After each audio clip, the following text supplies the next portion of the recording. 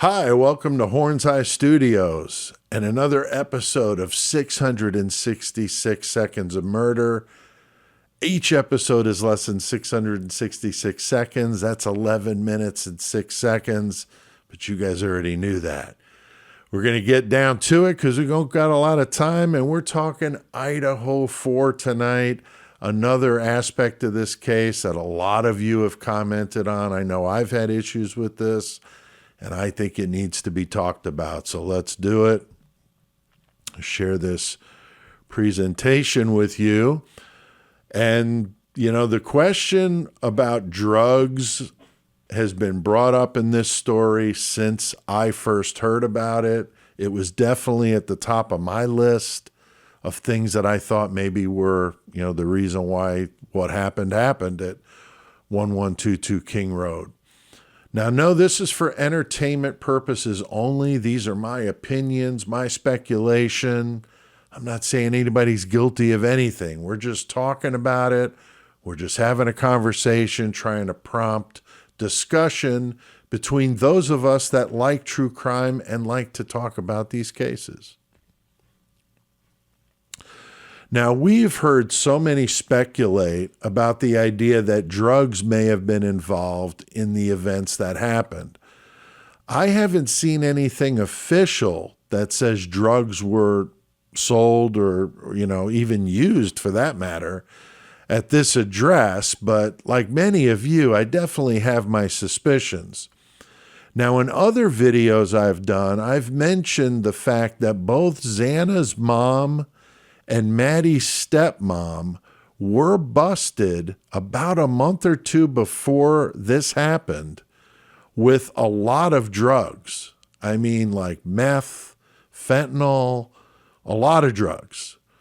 And they don't seem to have gotten any kind of sentences that I'm aware of for these infractions. So how does that happen unless you're being an informant possibly for the police? I don't know. I'm just saying, I brought this up in another video, but that kind of revolves or, you know, has something to do with the drug angle here in this story. So I wanted to bring it up again. Now, on the channel, A Convict's Thoughts with A.R. Hayes, he talks about drugs at the house. Now, he is an ex-con. If you're not familiar with A.R. Hayes, he's got a great channel. He talks very openly about his experiences with the police and being arrested and, you know, serving a lot of prison time. And, you know, so I definitely take his word for it when it comes to this sort of thing. And he brought up some things that to me made a lot of sense and helped explain some of the oddities about this case. Now, you may have heard of the term trap house, and if you're not familiar, that's basically a house where drugs are stored, which is a common practice with drug dealers to keep their product in a place that not necessarily ties to them. So that term's been used for this house pretty loosely. But again, I don't know if that's just rumor or fact. There is a vacant room in the basement level of 1122 King Road, which is where Bethany's room was there on that same level. But this room was vacant. And the roommate that was renting the room wasn't living there. So A.R. Hayes talks about on his channel how this is a common practice with drug dealers to rent a room and not actually live there, but have it to where they've got control over it. It's got its own lock on the door. And he said in most of these cases, all the roommates have their own lease so that this way, if something were to happen, a drug bust, you know, nobody else is responsible for that bedroom and they're not going to go down for it. I don't know, but it definitely makes sense of why there's this empty room in the house and somebody's paying rent but not living there, especially among the conversation that, you know, drugs could have potentially been a part of this crime. So we know that the missing roommate, or the roommate that wasn't there, was friends with Dylan Mortensen. She was also friends with Emma Bailey. We know Emma's got a sordid history. Her and Demetrius, her boyfriend, were implicated in a drug overdose death. And so they were, apparently drug dealers. She was also involved in prostitution. So there's a lot of shadiness going on with these people. And if Dylan was friends with her, and she was supposed to have been at the King Road house, there's a video of her actually in front of the house. So she was certainly around there. So, were Emma and Demetrius somehow involved? Were they informants either on the Brian Kohberger side of this, meaning that maybe they were the ones that told police about him, or were they maybe informants on a drug case, a bust that happened, biggest Idaho drug bust in history, went down about a month after this incident happened on King Road. Certainly makes you wonder. Now, Steve Gonsalves had mentioned in an interview that something had happened at the house that was gross. He used that term, and it didn't seem to make a whole lot of sense to most people that followed the case. But given the history of Emma and the prostitution and the drug dealing, certainly a person like Steve, who's an admitted Christian, would probably find those things gross. So I wonder, could that be what he was talking about? Did he find out about that kind of stuff going on at the house?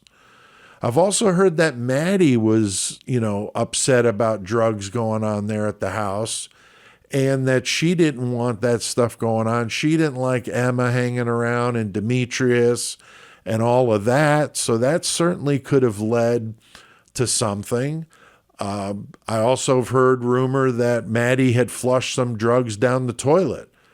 And if that were the case, drug dealers get pretty upset about that kind of thing. People owing them money, people flushing their drugs down the toilet, or maybe somebody threatening to go to the police. Those kinds of things could definitely lead to some very extreme violence. We've also heard that Kaylee was apprehensive about staying at the house that weekend. Why was that? Did she know about all of that? Did Maddie tell her about that? Did that, maybe cause her to be apprehensive about staying there? Was that what she told Adam? There's all these questions about this case, and the drug angle seems to make some sense, to me at least, and helps kind of fill in some blanks. Could Dylan and Bethany have been involved in the sale of drugs at the house? And were they the ones, that were made to make sure that house was free and clear of parties that night? Kind of strange with a home game going on at the University of Idaho and no party at 1122 King Road on that night. Definitely very suspicious. So what do you guys think? I mean, the idea that drugs could have caused this certainly, could explain the 8-hour time delay. Were they getting rid of evidence? Was there drugs there at the house they had to get rid of? We just don't know. Were they cleaning up evidence that they were moving about the house? Because that certainly wouldn't fit the narrative that she was in a frozen shock phase and in her room cowering in fear. It also would explain the cleanup of that latent print outside her bedroom door. So some people feel the frat boys were involved, and the drug angle certainly doesn't take that off the table. They could have been involved, and it's just the same. So love to know what you guys think. Comment below. Definitely love to hear from you guys in the comments. I mean, a lot of the reason I did this episode was because of you and your comments about thinking that drugs were involved in this case. So I wanted to explore some options. So love to know what you guys think. Well, thanks again for checking out an episode of 666 Seconds of Murder, and we'll see you next time.